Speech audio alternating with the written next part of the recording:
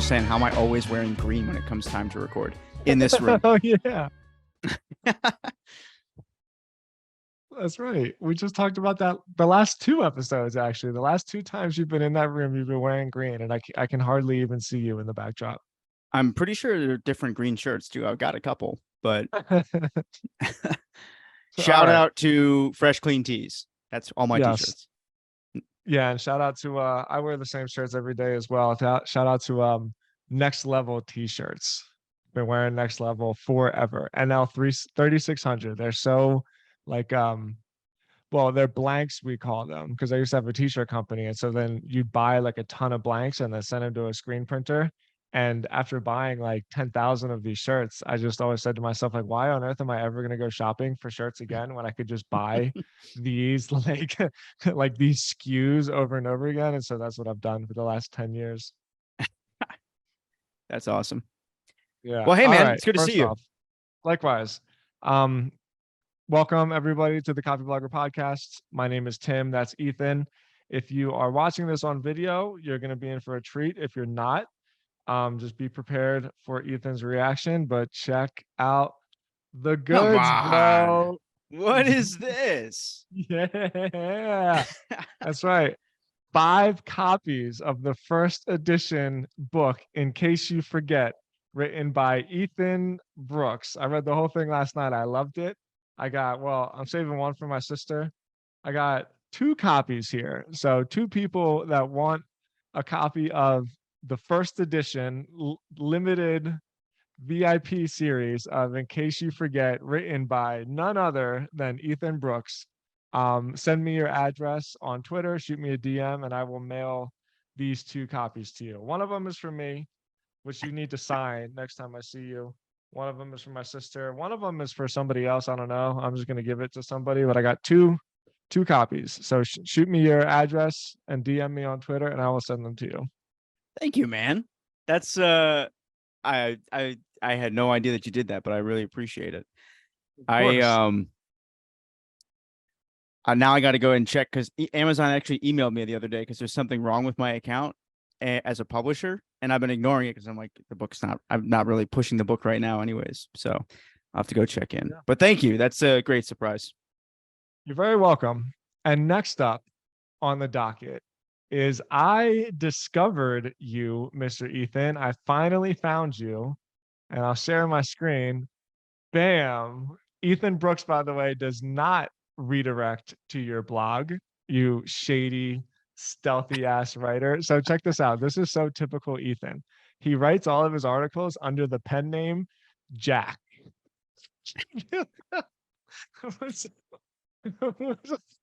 How did you find this?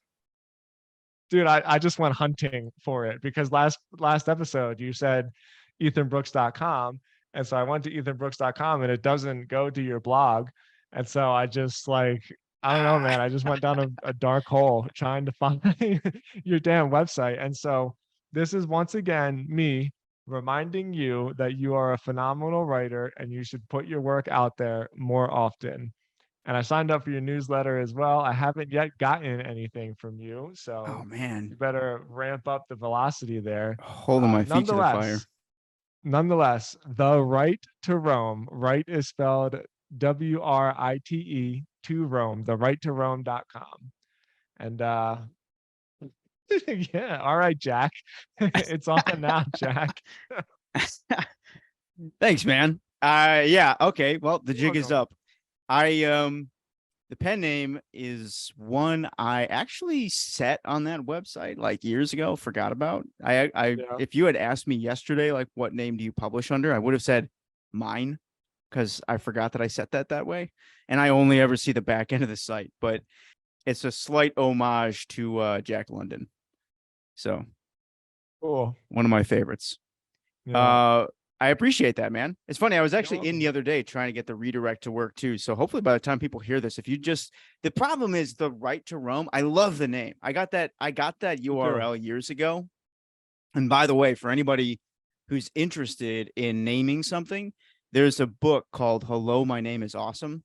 And it's the absolute best book I've ever read on the art of naming products and companies. And the woman who wrote it owns a naming agency. That's all they do is name Wow. stuff.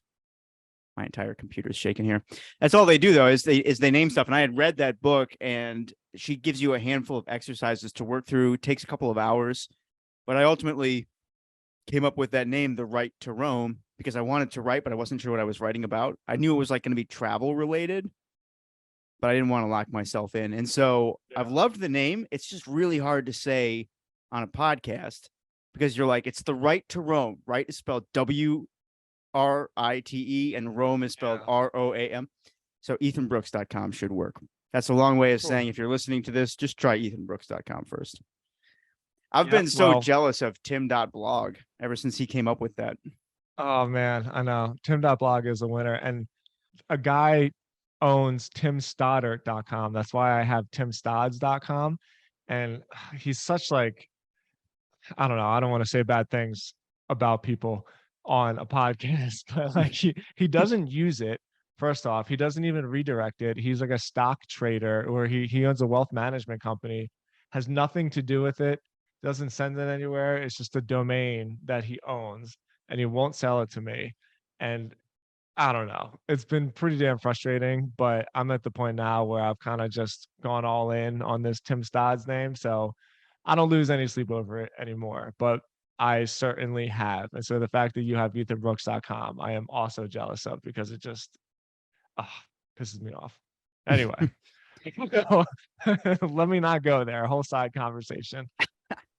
I know that pain, man. There's some young gun who's got the damn Ethan Instagram handle right now. And I think he's doing the same thing. It's like used it for years and then stopped using it a long time ago. And I'm too proud to like get in touch with him and try to get it from him. So, because as soon as you reach out, they're like, "Oh, I'll give you, give it to you for $5,000." Yeah, exactly. Yeah. So, whatever. Anyways, yeah, it's good to see you, man. How you been? You too. Let me stop brooding over domain names. What are we doing today? I have a request for today that I hope the audience is going to like. So I want to interview you and see how you reverse engineer the SEO strategy or success of different websites. And so I want to set this up just a little bit. People who've been listening to this for a while know that I've got this like nerdy side hobby where I'll deconstruct how different companies have kind of like built their website or their publication or something like that, or even just the company, how the company functions. So that's one thing that I do, but inside of that, I actually don't have any real knowledge of how to understand their approach to SEO. On top of that, my current role is helping to get a brand new publication off the ground. And so we've got we've got a handful of people that we're sort of looking at as inspiration. And, I can deconstruct their editorial strategy. I could deconstruct their business strategy. I have no idea how to look at them and understand whether they're doing a good job with search engine optimization or not. So this is your bread and butter. You understand SEO better than anybody I know. And so I wanted to just throw a website at you and live observe as you go through it. And I just kind of want you to break this down. Like, forget about my process. Just go through this on your own, the way that you would look through any other competitor's site, and talk out loud as you do it. And I kind of want to grill you on what you're doing as you go. And hopefully this will turn into a resource people can watch and or listen to understand how to better deconstruct somebody else's search engine optimization strategy so that you can learn from them. Cool. I love it. This is pretty perfect timing. I just published week 2 of a 5-week series all about SEO that I'm doing inside Copyblogger Academy. So if you want like the super high level step-by-step process, feel free to sign up at copybloggeracademy.com, or you can just watch this video or listen to the podcast. I'll hold nothing back. And by the way, Ethan just dropped this on me a minute before we hit record. So I don't know any of these sites. I don't have any conceived idea as to what I'm about to look at. We're going to go through this live, and hopefully I find some cool insights. So Yeah, I guess that's it. So where do we start? I'm gonna have to share my screen, right? Like, are you gonna want to Yeah, why see don't the you go data? ahead Or and you want to share? just Yeah, you share your screen, and I'm going to drop a link here in the Zoom chat, and then we'll go from there. So this is, I'll just talk for people who are listening. The link that I just sent the is links in a there? link. Oh, What's okay, here that? we go. Yeah. Yeah, I asked if the link was in there. So honehealth.com/edge. Yeah. So for people who don't know Hone Health, I wouldn't consider this a competitor. Hone is they're like a med tech company. They sell a testosterone treatment, among other things. I think they're like generally into health and longevity, but they're not a direct competitor with Hampton at all. It's a health and wellness company, but they have this blog called The Edge, which is at honehealth.com/edge. And from what I've heard, it's only a year old and it's doing very well. So this landed on a list as one of several publications that we want to pay attention to and learn from as we grow the blog over at Hampton. And like I said, there's lots of ways I could deconstruct this from an editorial perspective, but I'm really curious to dig in and just understand from your perspective as an SEO guy, how you think this is currently performing and what is leading it to perform that way. So that's the setup. And for Cool. people listening, I'm just going to hand it over to Tim. So he's looking at the website now.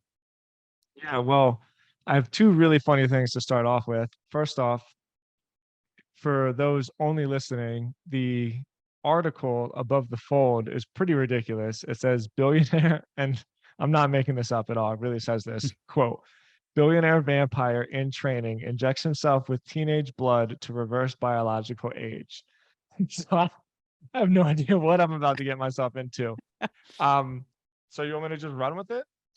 Yeah, I think what I'm curious to know, I'll start with a question. So as somebody who spends a fair amount of time thinking about SEO and examining like the performance of other companies, when you first come to a new page like this, what are the Yeah. first things that you're looking at?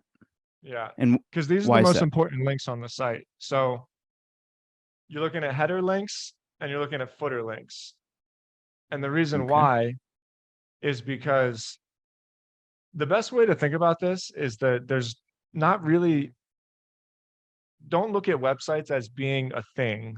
Look at websites as being a group of pages that are all linked together. And so when a link is on the footer, it means that every single page on the website has this link on it, Hmm. assuming that the footer is the same across the entire website and that like they didn't do some weird custom stuff where they have like different footers for different pages, which sometimes does happen, not a lot, but sometimes. Um, and the same thing with the navigation. So I would click through these, um, pretty slow. Okay, so you're looking at page speed too. Yeah, for sure. Um, I can tell you right away, I don't think this site is going to get a lot of organic traffic because the other thing I'm looking at, they might be doing great in terms of making money. I mean, testosterone is a huge thing right now. I think this is something that at the beginning of the year when we did our predictions, I even said that like sperm clinics and testosterone clinics are going to have a huge come up just because of the, I don't want to call it the masculinity crisis, but let's call it like the aging Masculinity low. crisis. I guess Why we'll don't we just just call. call it the masculinity crisis? All right. There you go. Well, I don't want to get canceled, man. You know, like you say things on a podcast, and the next thing you know, I have like 80 DMs on Twitter of people calling me, I don't even know, a whole bunch of stuff. All right. So we'll call it the masculinity crisis. So I think if they're doing well, it's probably like a proxy of that as opposed to their SEO. Because as I click through Interesting. these navigation links, so you see at the Hmm. tab at the top of the website. So if I hover my mouse over this tab, this is the H1 tag. And the H1 tag is basically the link that you click on when you search for something in Google. You know, like you ever wonder Oh, how come the interesting. links on Google say the things that they do and they all say something different? Like you can tell Google what that is. And that H1 tag is actually the best way I like to describe it is like it's how you spoon feed Google what the page is about. So you get this tag, it's like 80 characters or something like that to basically say like, hey, Google, here's a couple words to give you a big spoonful of what this page is supposed to be about. And if you don't customize the H1 tag, then Google defaults to what the name of the page is. And so the name of the page is health. And if you hover over this, it says health / expert medical information, news, and health advice. So this is a category. Like this isn't a static page. This is a blog category. And you can tell that he lists all of this, like all of these blog posts are just part of the category. And so Mm-hmm. he's structured his website through the categories, and there's some pros to that. There's definitely some cons to that as well. And the con is that he's losing his 4 biggest content subjects, let's call them. They're called silos. He's losing his 4 biggest parent keywords by defaulting this page to a category. And the problem with that, one, is that you can't actually put static content on this page. Like you can, WordPress allows you to put intro content, they call it. And so like if he wanted to, he could have 1,200 words on this category page, but that wouldn't make a whole lot of sense because when people click here, they're not looking for information, they're looking for articles, and they're looking to scroll through articles. And so that's a problem. The second problem is that every time you post a new article on this particular category, you're changing the content on this page, right? Because this article, I mean, I don't know when this was posted. Let me check on it to see if they have a date on this article. You see how slow the site is though? Mm-hmm. Okay, so May 3rd. So on May 2nd, this content wasn't on the page. And on May 2nd, there was probably something all the way at the bottom that was on the page that is now kicked to page 2 of the archive. And so it's just difficult for Google to like grab a hold of category pages to figure out what they're about because they're always changing. Hmm. But all right, the other thing I see is they got a ton of content on here, like a ton of content.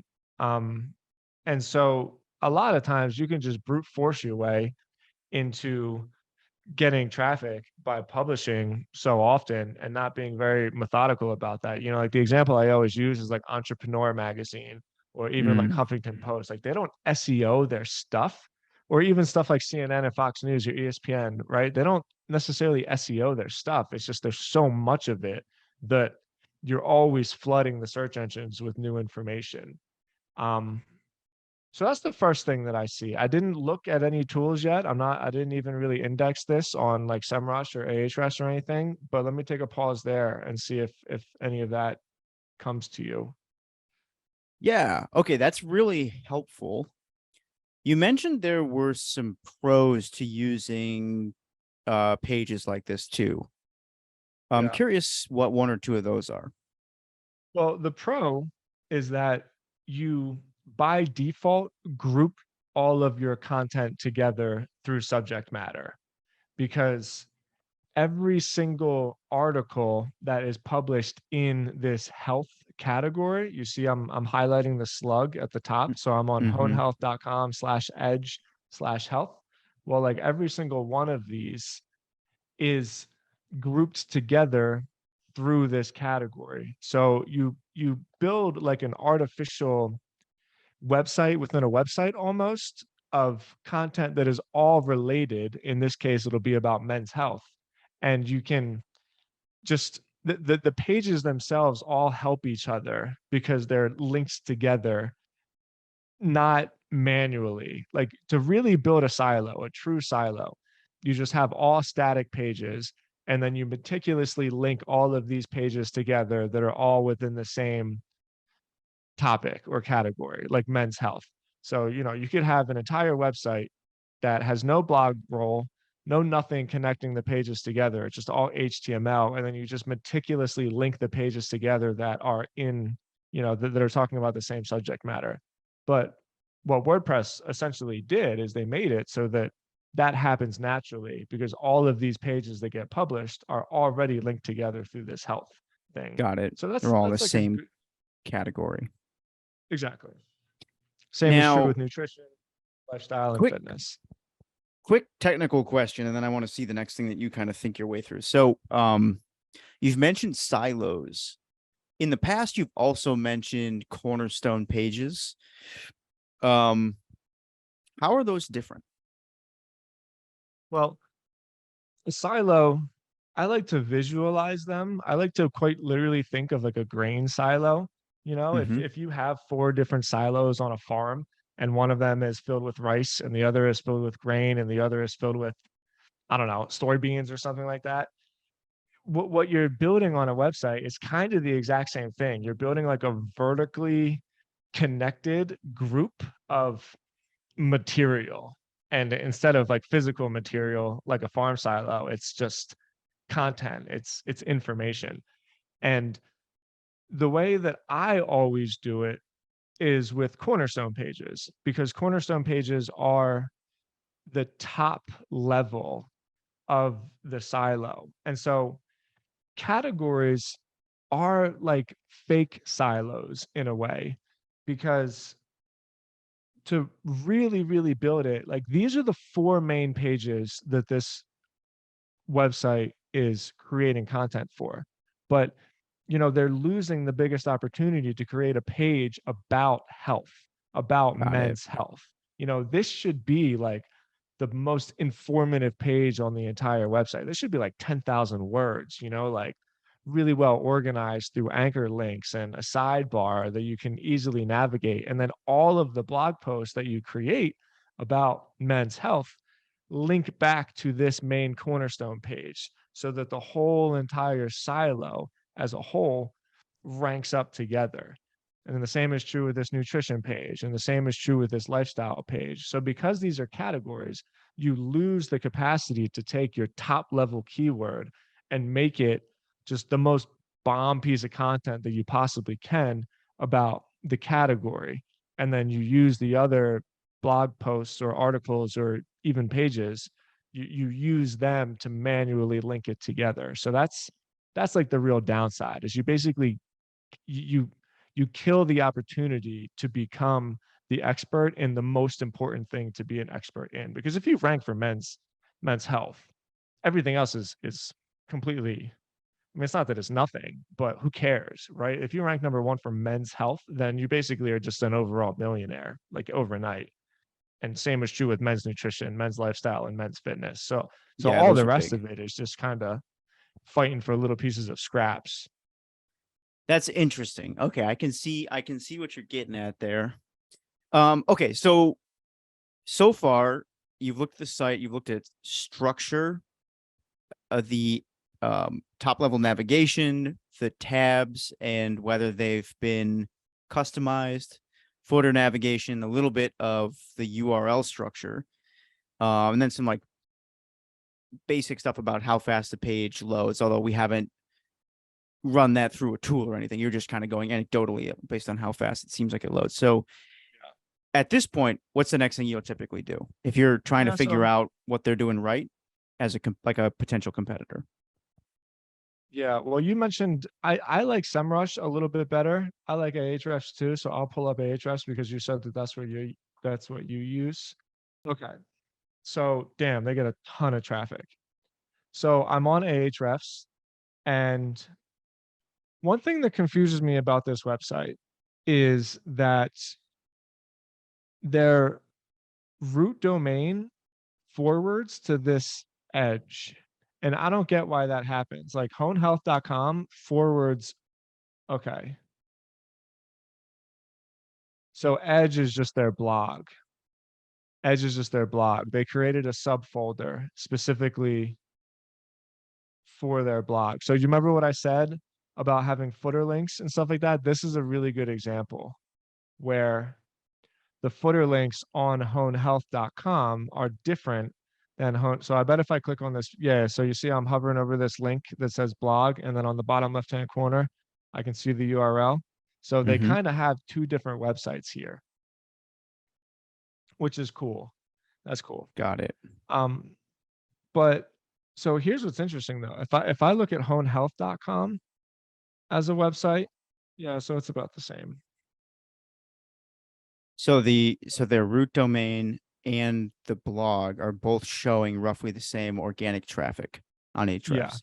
yeah. What does that mean? Does that mean they Um, both do 400K or is it somehow well, no, registering? it means that it's the same site. So sometimes what you would do is create like a subdomain. So a lot of e-commerce stores do this because let's say that you have your store on Shopify, but Shopify has terrible root structure for a blog Mm-hmm. Mm-hmm. because it's liquid. And so then if you wanted to put a blog on WordPress, then you would do like blog.domain.com as opposed to domain.com/blog, right? Got it. So I was just seeing if they had it in a subfolder or if they had it in a subdomain. Got it. Um, So, but okay. yeah, So the and fact then that the traffic is the same across means that we're probably seeing traffic for the blog and other pages on Hone Health here. Is that what that means? yeah, but it's going to be majority of the blog Nothing else would because the rank for any homepage, reason. yeah, because the homepage, a telehealth clinic unlocking energy and longevity. So the homepage is basically just trying to rank for the brand, you know. So if Okay. somebody goes to Google and types in Hone Health, they already know what they're looking for. And so it's not that you wouldn't want to spend time on it, but it's just not really that worth it because how much more can you make your brand, you know? Got it. Got it. Got it. Yeah. All right. So Okay. domain So, rating is 40. That's good. okay. That's good.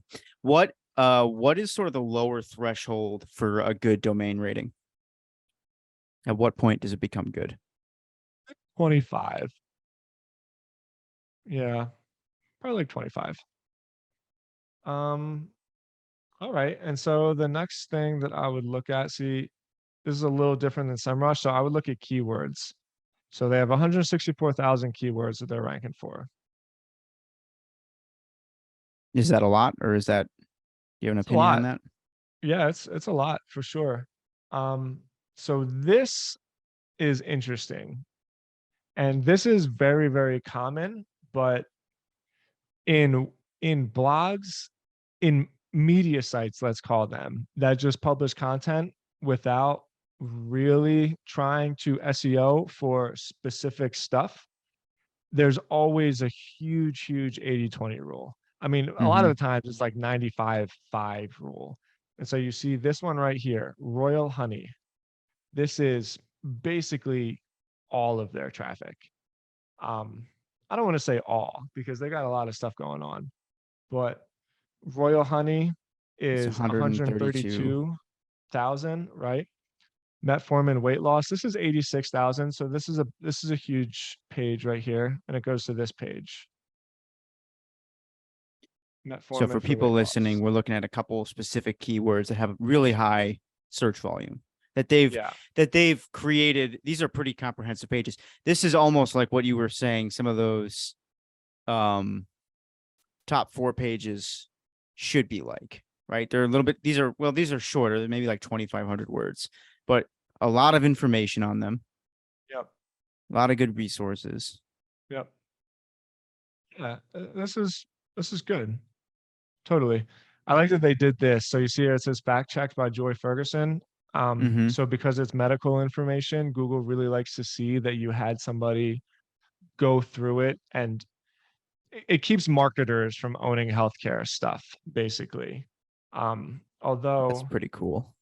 oh, here it is. So references. Yeah. So they have all of their references down here, which is good. So they link out to, like medical case studies. And this is very specific to just healthcare and like financial and law type websites.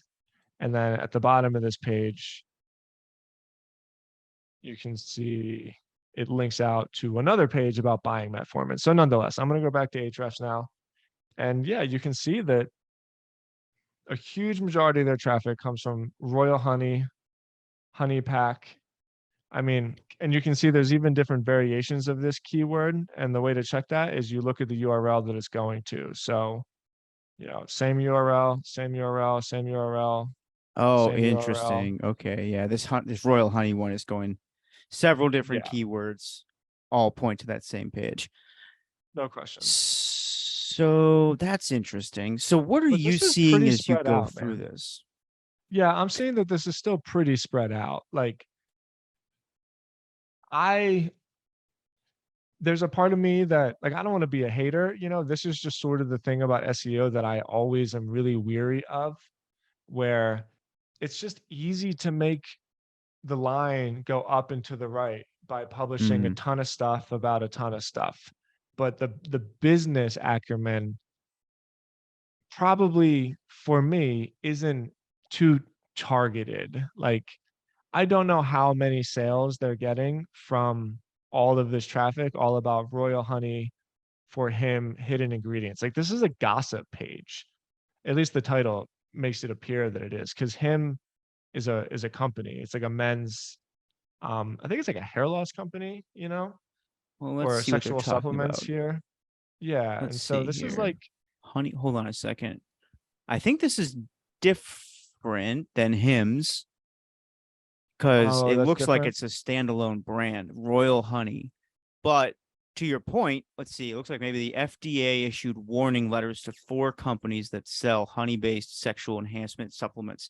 Okay, Yeah, so it's it's definitely like topical because they're feeding off of a news thing, which is interesting. for sure. Um, Yeah. At Stodzy, we call this sober celebrity content, because the thing that we see other agencies that work within the treatment space do all the freaking time is they'll write like 10 articles about Eminem getting sober, or like Demi Moore or something. And, all of a sudden this content starts getting organic hits because people like searching trash gossip about celebrities. And this is a little bit more in depth than that, clearly. But the point I'm trying to make is this is exactly the sort of content that like I spend time avoiding, because hmm, this is going to cost you money in servers. It may not be a lot of money, but you get 10 articles like this. All of a sudden you're spending 3-4 grand a month in hosting. It's just going to cost you time. It's not really gonna like sell stuff. And so that's another reason why I just like to avoid that. Now, if you were selling ads on this page, then it's totally different. You're killing it, because the whole point is to just get as much traffic as you possibly can. But they're not that's trying to get a lot of traffic. They're trying to sell, you know, testosterone. that So, that's a really interesting thing that I don't think a lot of people talk about, which is like there's a lot of talk about how to get as much traffic as possible, but almost universally people ignore that there's like a bill attached to that. Your hosting bill. Um so I would love to encapsulate this into some kind of framework. When you're looking at, let's say you're scrolling through this Ahrefs keyword listing. So these are all the keywords that this person ranks for. And maybe you're looking at this for potential ideas for your own company, right? How do you differentiate between good keywords that are worth your time and ones that are just going to be expensive server bills that don't necessarily turn into business? well, I have to make sure I give context as well, because this is assuming that there's a one-on-one relationship between the traffic and the sales. But I mean, Saad is smart, and I think he's got a smart group of investors with him. And so he knows that he's probably using this traffic to collect email addresses. And if he Mhm. is, then he's probably hitting those emails pretty hard to try to sell his product and getting in front of them and getting in front of them. And then all of a sudden you turn, like a trash gossip article into some brand awareness and maybe potentially a sale. And so I don't want to say that this is bad by any means. It's still very good if you're collecting emails. The point I'm trying to make is just that too much of this steers you, it makes your ship a lot heavier, and then it makes it harder to steer the ship. And that's just my particular style. I like doing as little work as possible and making as much money as possible. But like, Yeah, I sign don't me know. up for that one. Well, I think Yeah, call me there's crazy. there's a note, which I hear a lot of SEO people talk about, which is important, which is you have to be focused on search intent, right? So Exactly. search intent is kind of the most important thing. You could find keywords that you could technically rank for, but are they going to bring you the type of people that turn into meaningful business like metrics or people that are actually going to buy from you? So I think I understand a fair amount about thinking through search intent. Maybe I do, maybe I don't. I'm not sure, but I'm curious to kind of keep peeling back the layers just a little bit more on like what you look for when you're deconstructing somebody else's site. So far inside of Ahrefs, I've seen a look at their organic traffic, which is helpful. Their domain rating is another way of discerning whether or not you're looking at a website that's like worth paying attention to. Yeah. Is there any way to tell what has led to a successful domain rating? Like when you're looking at somebody and say they've got a high domain rating, how would you reverse engineer and be like, how'd they actually get that? Yeah. So to find a domain rating, you would want to look at backlinks. This is a bit of an oversimplification, but at the same time, not really. Like if you ignore everything and just pay attention to backlinks, you're still going to get all the information that you need. And the backlinks is probably, yeah, see, this is why they're doing so well, because they have a serious outreach team. Look at this. We just talked about this. Gosh, what a Jeez, wow. coincidence. Tim Yeah, Ferriss's so blog they have a backlink on Tim Ferriss's blog, on Andrew Huberman's episode. interview. This is interesting as well, though. It's a no follow, so they're not actually getting any credit for this domain. What does that mean? Which so no follow is basically like you're telling Google that the link is there, but not to pass any authority from the website that is giving the link to the website that is receiving the link. And so Either way, Tim is probably the one who sets that up. Is that's done on the probably, referring domain? yeah, you would have to no follow a link. The webmaster essentially would have to no follow a link. It's a really simple piece of HTML, or you can even just like check a box in WordPress. But I don't know. That's interesting. Like I don't know Tim Ferriss at all, but usually you see this as an ad because people share their audience and give a link, but don't want to give away their page rank as well. So Got my it. guess is that they bought this link. I don't know that for sure. And so if that's not true, like I said, stay out of the hateful Twitter DMs. But my guess is they probably bought like an ad space on Tim Ferriss's blog Could for the we traffic. That's super interesting. Could we click the page just to see what the actual link looks like? I'd love to see because maybe from the look of it, we'd be able to tell better. Because if that's happening, I would just really like an example of what that tends to look like so that I can know in the future. Probably says hone, right? So if you control Yeah, F, no, it says oh, what does it Andrew say? Huberman's testosterone boosting click. Huh. Yeah, so that's what it says. And And that's it's going to inside of a be big list of links. So probably at the bottom, like the all show of these notes, links right? are no follow. Yeah, maybe it is the show notes. Yeah, so then I'll go back to the front end. Um, Damn, there's a ton of links on here. Yeah.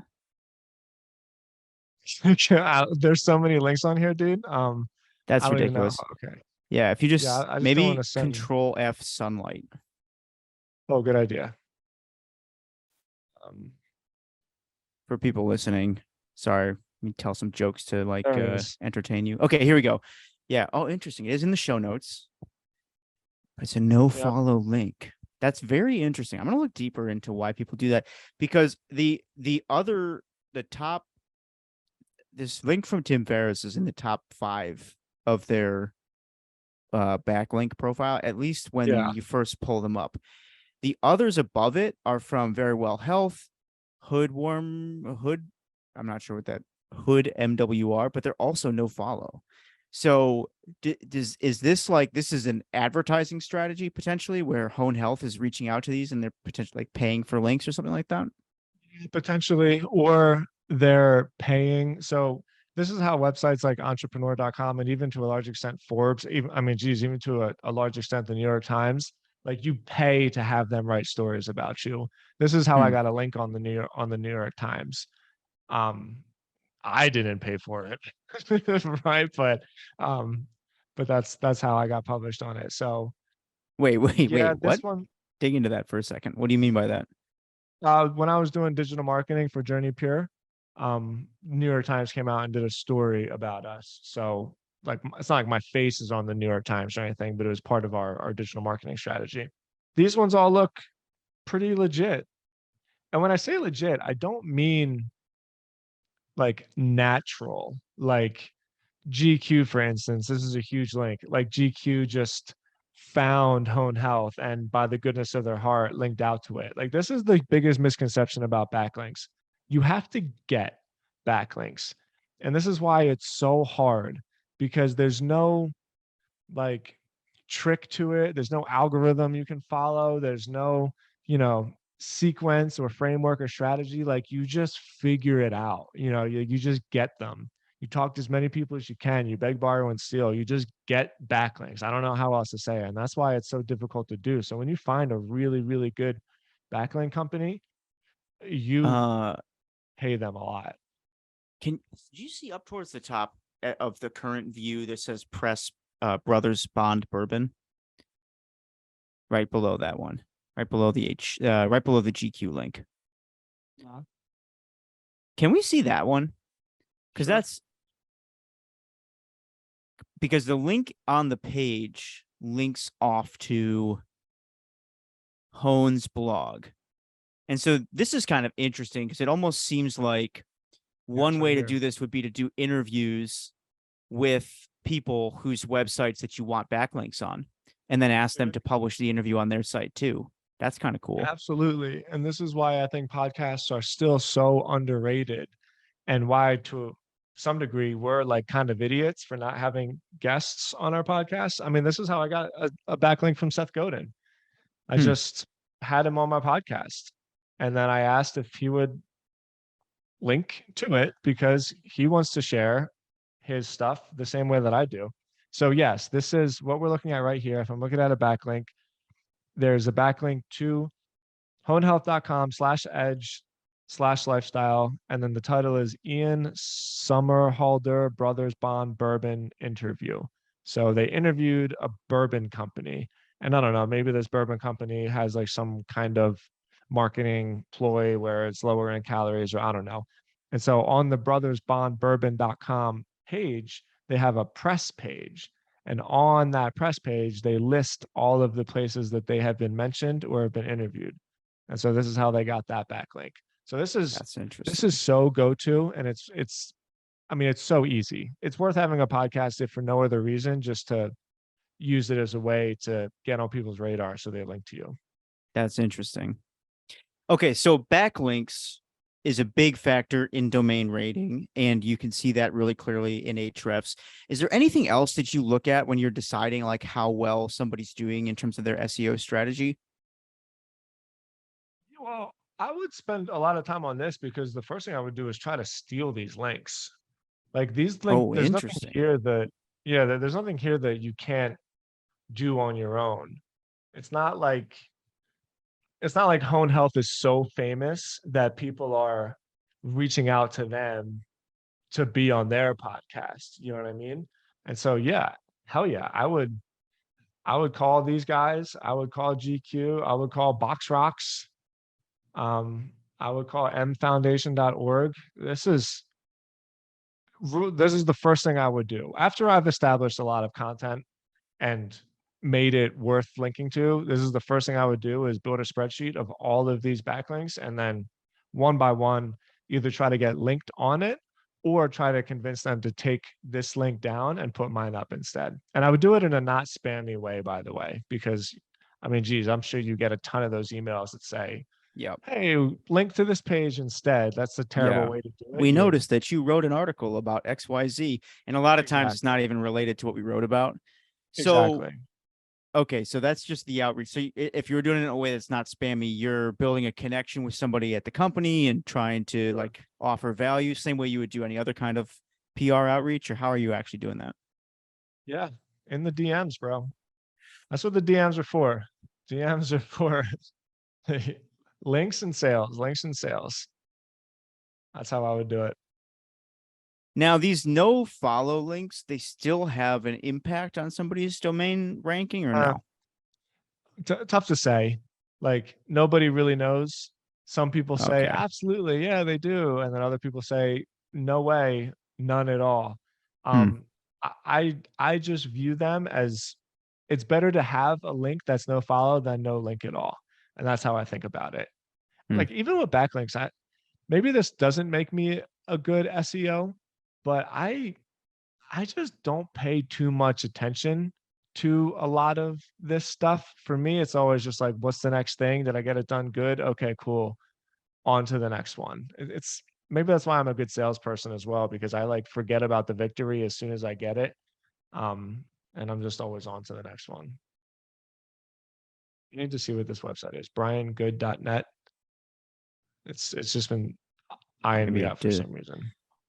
It's a I don't know. personal trainer or something like that. Yeah, something. Those look like I have a pair of those Custom boots. custom boots. No, no, no, no. It's that company that Ben Wilson actually had them as a sponsor on his podcast. What the hell are they called? I've never worn them. They were just so cool. I had to buy them. Oh, shit, what are they called?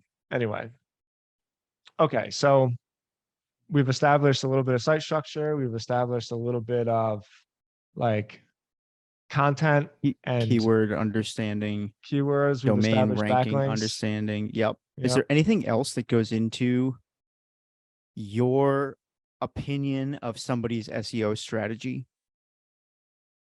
Let me ask you this. I'll actually ask a more specific question. So you're looking at this site and you're getting ideas for keywords or potentially places that you could place backlinks. What becomes your next step as the leader of the group in Yeah. terms of determining like what's the next thing that you do once you have these ideas? Create a content calendar. So I know what I'm doing months before I do it. And this isn't this isn't like an SEO thing as much as it's a systems thing, because my job as the leader, or I don't know, as the decision maker, let's call it, is to say what we do when we do and know why we're doing it. And so I would create a content calendar. I would, on column A, have the title. In column B, I would have the keyword. Column C, I would have the subsequent keywords. So Google's pretty smart now, and they know that if you have sort of different variations of a word that aren't the exact keyword but kind of mean the same thing, they can just figure it out of what you're looking for. And so I would have, like this is the keyword, but then use this. So I don't know, maybe if I'm looking out my window, there's a big tree in my yard. So maybe if I have like a gardening blog and I'm writing an article about how to plant this kind of oak tree, I might put another word about, geez, I don't know, like different bushes or something that are good in the ecosystem. You know what I mean? Like they can figure out what problem you're trying to solve, not necessarily by the exact keyword that you wrote or that you searched for. So column A, column B, column C. Column D, I would have like I would put links to the 3 articles or the 3 pages that currently rank number 1, because that's important, because it's not always a blog post that ranks number 1. Sometimes it's a homepage. And if it is a homepage, what does that tell you? Sometimes it tells you that Google has decided that that search query is actually localized. The intent isn't to find information. The intent is to literally find a business to solve that problem. And so if that's the case, I might not go after that keyword, because I would think, well, there's no point trying to outrank a local business that Google has already decided is the best solution for this. So I would have the top 3 or so different competitors, the people that are owning it. And then I would have the due date. And then I manage my writers pretty hands off. They all have access to WordPress and they all just publish the stuff on their own. I don't go through it or even like quality control, but that's because, like you, the last thing you want Yeah. is somebody, you don't want to send your stuff to. Well, once you have a team that you trust, yeah, I think you can Exactly. Yeah. be pretty hands off. And so you said that you published, this is the last question I have about this. It's been super helpful, several months in advance. How far in advance do you actually build that calendar out? Yeah, about 2 months. And this is perfect time because after this, I actually have a meeting with my SEO team for Copyblogger. If people have noticed, I haven't published any content on Copyblogger for the past month and a half because my first order of duty, so to speak, is, hey, everything stops. We need to figure out our SEO. And you'll see this in action week by week going forward. And that's very intentional. And so I have basically the next 2.5 months built out for sites that are really established in that way, or industries that are really established. You could build out your content for a year if you wanted to. The trouble is that Google is always changing things, but man, I gotta tell you, I've never ever once felt massive pain. Actually, that's not true. One example, I felt massive pain, but then in that same exact example, after we basically went from like 20 grand in free money a month to zero, 6 months later, it went right back up to 20 grand and we didn't do anything different. And so, I actually don't pay too much attention to Google or algorithms. The idea is solve people's problems and you'll always win. So if you just ramp out a year's worth of content and every piece is intent driven through a keyword, conversion driven, meaning are you collecting an email address? Do you have a CTA to sell a product? Like what's your goal for the piece of content? Have that in there. And then solution driven. Does your piece of content actually solve the problem for the user? And if it does, then as long as you follow best practices, you don't actually have to care too much about all the super technical SEO. You just do those 3 things and you'll succeed, like guaranteed, no question. This was super helpful, man. I really appreciate it. I'm gonna use this to like reverse engineer a handful of other people in our sort of backlog of inspiration. But I feel like I have a tangible grasp on what I actually need to do next, which is super helpful. So thank you. I hope that was useful to the people who were listening. What I want to do is go apply this and then bring it back and like walk through a couple interesting case studies in a week or so. Well, I was just going to say because I know you'll listen to this again, right? And when you do, I think it would be cool if maybe next week or 2 weeks from now, you actually share what you're thinking of for Hampton. There's just so many different ways you can do that because the majority of your sales are going to come through email, and you got like killers on that team who know how to write email copy and sales pages. So in a way, getting the traffic, like how you get the traffic doesn't matter quite as much as getting the traffic because you'll convert it one way or another. But even still, I can just see a lot of different ways that you can structure the site so that it's just so well organized that you're not getting anything other than potential buyers and you're still getting a ton of traffic. Yeah, I would definitely love to dig back into that after I've taken some time to apply this. I think what we need first, and this is something that I've been working on, but it is definitely the next step, is like the content calendar. I just need a better, because right now we're kind of flying by the seat of our pants. We publish a couple of times a week, and I would love to just get that ironed out and have more insight into what the next 1 to 2 months is actually going to look like. And then also a process for analyzing how those pieces are doing after a certain amount of time as well. I think those are the two things that I'm focused on next. And yeah, I'd love to break that down. I think maybe we can make that either next week or the week after the Cool. episode, to just take a look at how I'm actually sort of putting what we just talked about into practice. So this was super helpful, man. Cool. I'm glad it helped. Can't wait to see what you come up with. Thanks for doing it in Ahrefs so I don't have to pay for another tool.